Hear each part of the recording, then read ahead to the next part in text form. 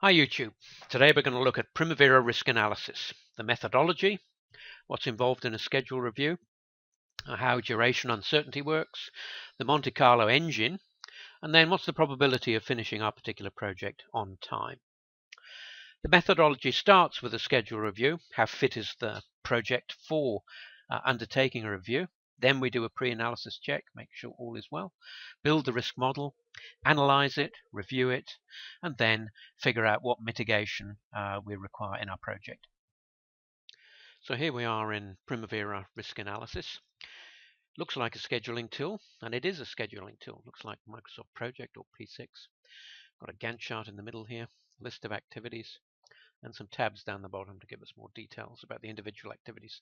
The only slight difference is that we've got columns over to the right here where we're going to put in our duration uncertainties. So we have a small project starting on 3 Jan 10, finishing 6 September 10. The logic's all in place. It's been scheduled. We have a critical path in red. The non-criticals here are in blue. So we want to do a risk analysis on this project. But the first problem we come across is, has this project been put together properly? Has it obeyed all the scheduling rules? Because there's no point in doing a Monte Carlo analysis on this if the schedule is dodgy to start with. It'll just be a case of rubbish in, rubbish out. So we must be clear that the schedule is good. And so what we do is a schedule check. Now, the things we check can be seen in the check options. So we're going to look at all these good things: constraints, negative lag, links, open ends, all these good things. Why do we look at them? You can go into the rationale tab and it will tell you in here why we're looking at these things. If there are problems with them, then any analysis you do will be faulty. So we'd run the check and make sure that the schedule is good.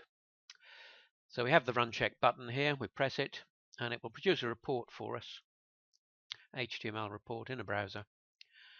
Here it is, schedule check report, summary at first, and then a list of all of the problems that it's found. So it's found 2 constraints, 7 open ends, etc. These are all hyperlinks. So if we want to see the detail of these 2 constraints, we'd click on the hyperlink. It would take us to the constraints area and say, right, these are the 2 activities with constraints on. Please go and fix them.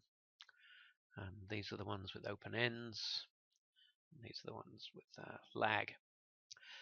The idea here is that you would go to the activity. These are also hyperlinks, so you'd click on one of them. It would take you back to the schedule, to the activity with the problem, and you'd then go and fix that problem. Rather than laboriously go through all that, I'm simply going to close this project and open one that's already been fixed.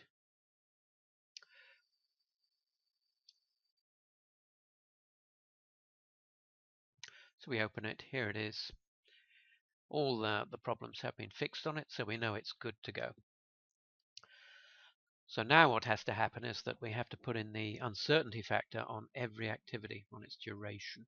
What's the minimum it can be done in? What's the maximum it can be done in? And this data will be fed in over here. First thing you do is the pre-analysis check, which is the quick and dirty check. So you'd come up to your quick risk icon, duration quick risk. So all tasks are going to be done in a triangular distribution using a minimum of 75% of the current duration, so 75% of 32 for our research market, and let's make it 135%,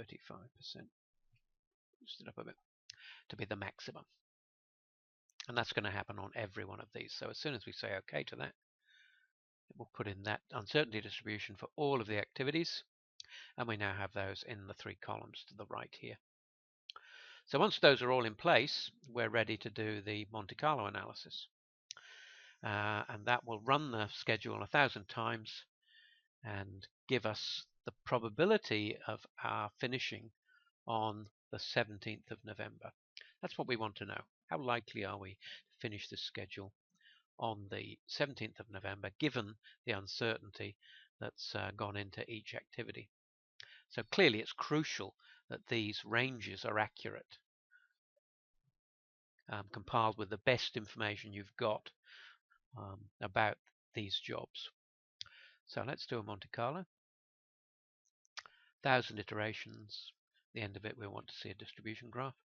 So we'll analyze that.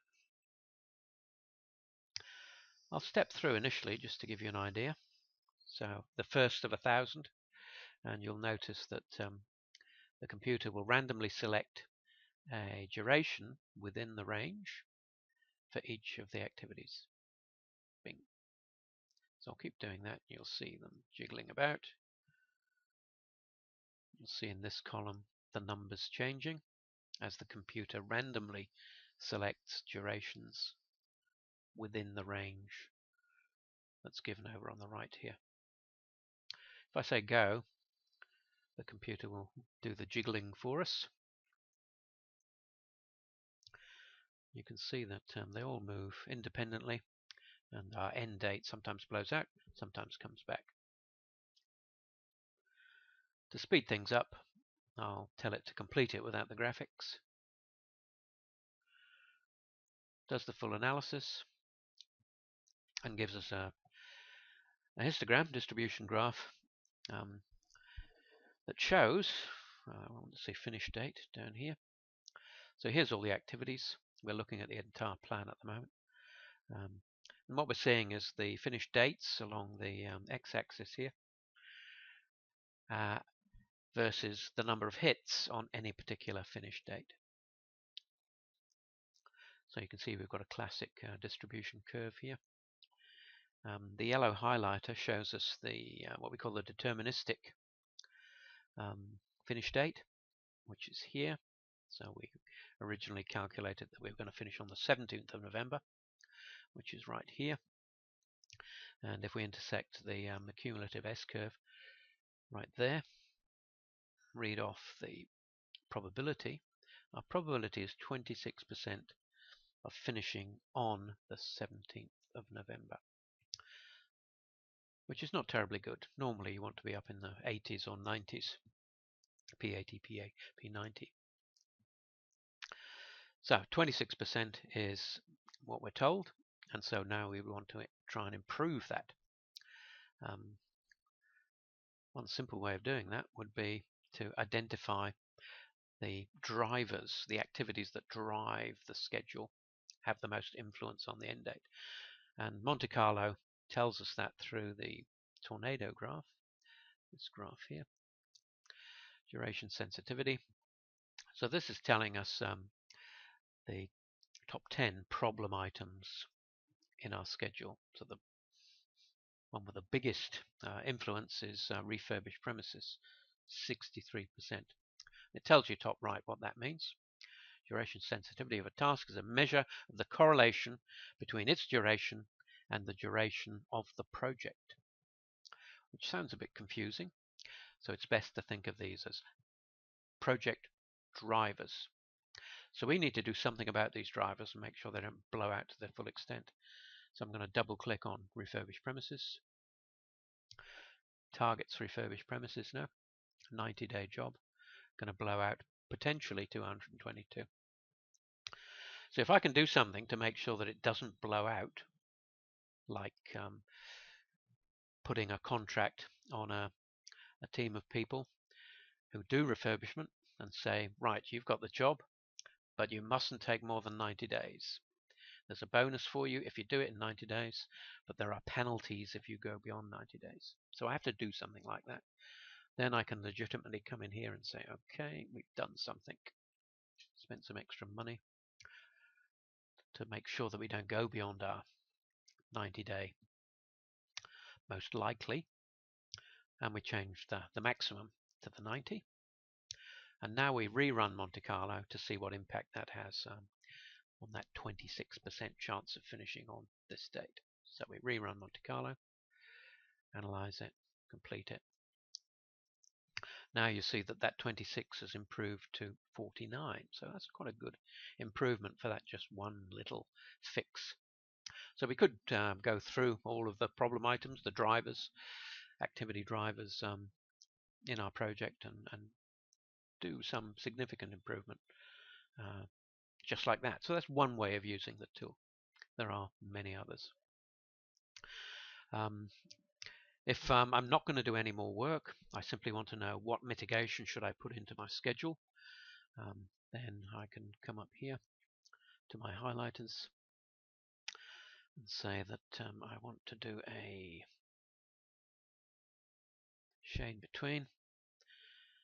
If I'm operating to P80, then I'd put in the 80% there.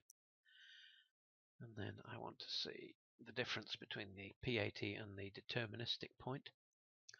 I can give it a certain color. And this is going to be my contingency.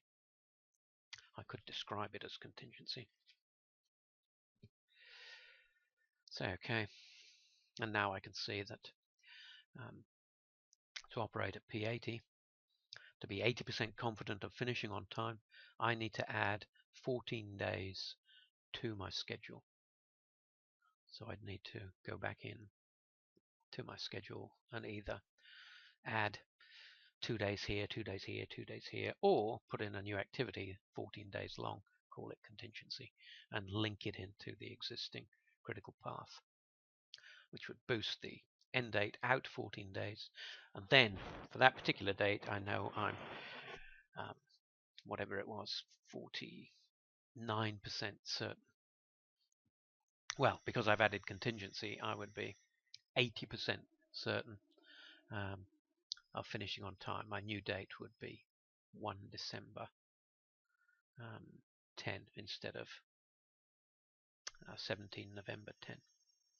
So that's one way of using the tool. This was the first in a series of risk videos.